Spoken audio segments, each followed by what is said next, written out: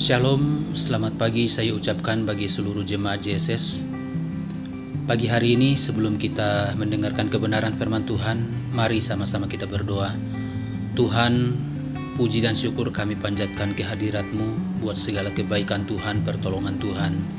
Kami bersyukur sepanjang malam Tuhan menyertai menuntun kami. Hingga pagi hari ini kami boleh ada sebagaimana ada. Kami mau mendengarkan firman Tuhan, Tuhan pimpin sertai kami. Bahkan apapun yang kami lakukan sepanjang hari ini, kami serahkan semuanya dalam tangan Tuhan. Di dalam nama Yesus kami berdoa mengucap syukur. Haleluya. Amin. Bapak Ibu jemaat Tuhan yang dikasihi Tuhan, pagi hari ini kita akan mendengarkan kebenaran firman Tuhan yang saya akan bacakan dalam kitab Markus 10 ayat 46 sampai 52. Bunyi firman Tuhan demikian. Yesus menyembuhkan Bartimeus. Lalu tibalah Yesus dan murid-muridnya di Yeriko. Dan ketika Yesus keluar dari Yeriko bersama-sama dengan murid-muridnya dan orang banyak yang berbondong-bondong, ada seorang pengemis yang buta bernama Bartimeus, anak Timeus, duduk di pinggir jalan. Ketika didengarnya bahwa itu adalah Yesus orang Nazaret, mulailah ia berseru, "Yesus anak Daud, kasihanilah aku." Banyak orang menegurnya supaya ia diam. Namun semakin keras ia berseru, "Anak Daud, kasihanilah aku." Lalu Yesus berhenti dan berkata, "Panggillah dia." Mereka memanggil orang buta itu dan berkata kepadanya, "Kuatkanlah hatimu, berdirilah, ia memanggil engkau." Lalu ia menanggalkan jubahnya, ia segera berdiri dan pergi mendapatkan Yesus. Tanya Yesus kepadanya, "Apa yang kau kehendaki supaya aku perbuat bagimu?"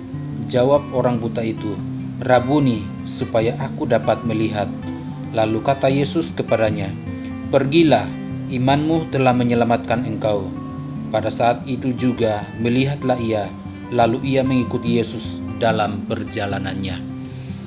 Puji Tuhan, pagi hari ini Bapak Ibu yang sama dikasihi Tuhan, kita sama-sama mendengarkan cerita dari Alkitab yang barusan saya baca, menceritakan bagaimana Yesus menyembuhkan seorang buta yang bernama Bartimeus.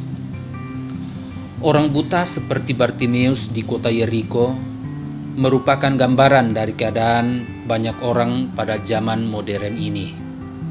Mereka sangat membutuhkan Tuhan, tetapi mereka tidak memiliki sahabat atau teman yang dapat mengantar mereka bertemu kepada Kristus Sang Juru Selamat. Bagi orang Yahudi, kondisi tubuh cacat sama artinya dengan kehilangan hak hidup atau tidak memiliki peluang atau kesempatan mengalami perubahan nasib. Selamanya orang buta akan tetap buta. Tuhan mengasihi semua orang, termasuk orang buta. Tuhan tidak jatuh hati pada kita karena hanya alasan cacat atau sebaliknya karena kita tidak cacat. Tuhan jatuh hati kepada kita karena alasan-alasan yang berhubungan dengan kondisi hati kita. Lalu, alasan-alasan apa yang membuat Tuhan tertarik untuk memperhatikan Bartimeus yang buta ini? Tuhan Yesus tertarik untuk menolong Bartimeus karena dia memiliki kondisi hati yang menggerakkan hati Yesus untuk memberikan belas kasih-Nya. Poin pertama yang kita lihat dari Bartimeus yaitu Bartimeus tidak mau terjebak di dalam keterbatasan. Sekali lagi saya katakan bahwa Bartimeus tidak mau terjebak dalam keterbatasan. Biasanya keterbatasan membuat banyak orang mengambil sikap mengasihani diri, menyerah pada keadaan tanpa usaha untuk memperbaiki hidupnya. Bartimeus adalah seorang yang cacat, tetapi tidak terjebak dalam keterbatasannya sebagai orang cacat. Walaupun ia tidak dapat melihat, tetapi ia menggunakan indera pendengarnya yang masih dapat digunakan untuk bertemu Tuhan. Kalimat "ketika didengarnya" pada ayat 47 menjadi contoh baik. Semangat Bartimeus mengatasi keterbatasannya.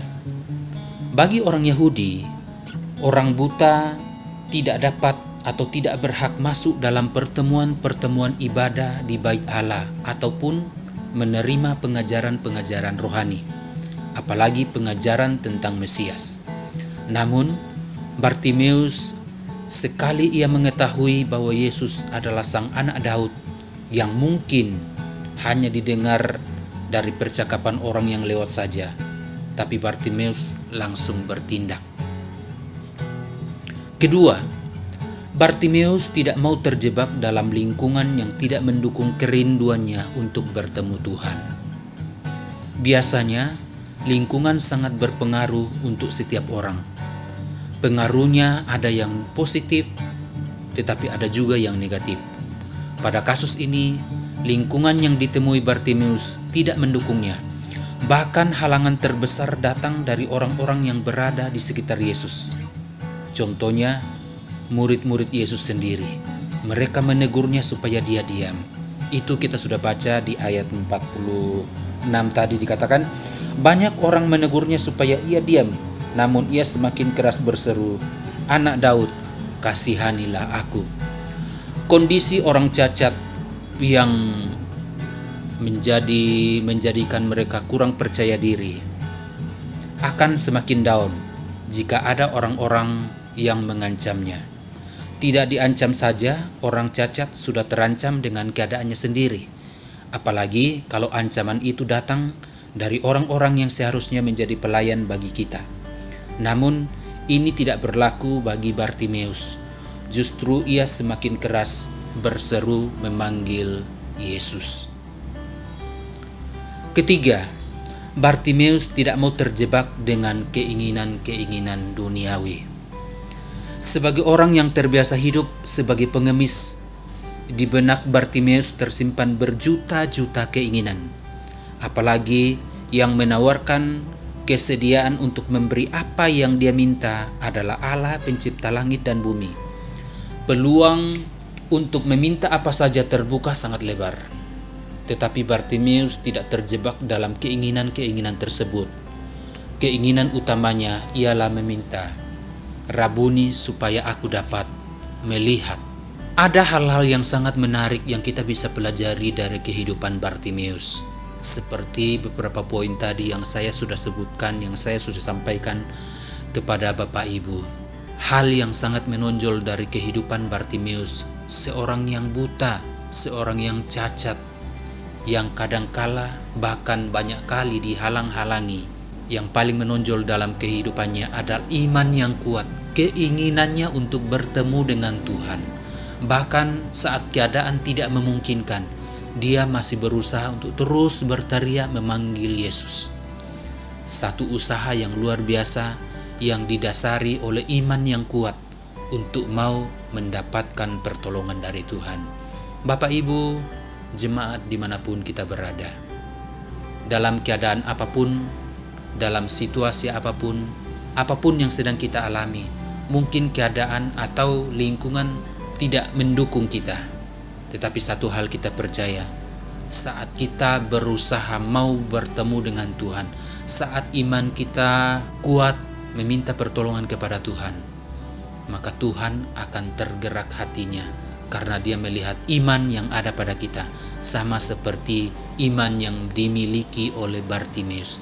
Imannya sangat kuat, keadaan tidak memungkinkan untuk bertemu dengan Tuhan karena keterbatasan di dalam hal melihat, namun pendengarannya masih berfungsi, sehingga ketika dia mendengar bahwa Yesus ada di sekitar dia, dia berteriak meminta pertolongan karena imannya muncul, imannya ada. Demikian juga bagi Bapak Ibu dimanapun kita berada, gunakanlah iman yang ada pada kita untuk membuat Yesus melakukan hal-hal yang besar dalam kehidupan kita. Jadi apapun yang kita alami, apapun yang kita hadapi, gunakan iman untuk selalu berseru kepada Tuhan, maka Tuhan akan melakukan kehendaknya dalam seluruh hidup kita. Puji Tuhan, kita berdoa. Tuhan, terima kasih kami sudah mendengarkan firman Tuhan yang menjadi kekuatan bagi kami jemaat-Mu Tuhan. Apapun yang kami alami, apapun yang kami hadapi, kami mau menggunakan iman kami untuk terus berserah dan meminta pertolongan kepada Tuhan. Karena saat kami memiliki iman sekecil biji sesawi sekalipun, Tuhan akan melakukan mujizat. Tuhan akan menyatakan kebesaran-Mu dalam hidup kami. Ajari kami Tuhan, ingatkan kami untuk selalu berharap kepada Tuhan, karena sesungguhnya pertolongan kami hanya datangnya dari Tuhan. Berkati seluruh jemaat-Mu, apapun yang mereka lakukan sepanjang hari ini, pimpinan Tuhan, penyertaan Tuhan sempurna nyata buat mereka. Di dalam nama Yesus kami berdoa mengucap syukur. Haleluya. Amin.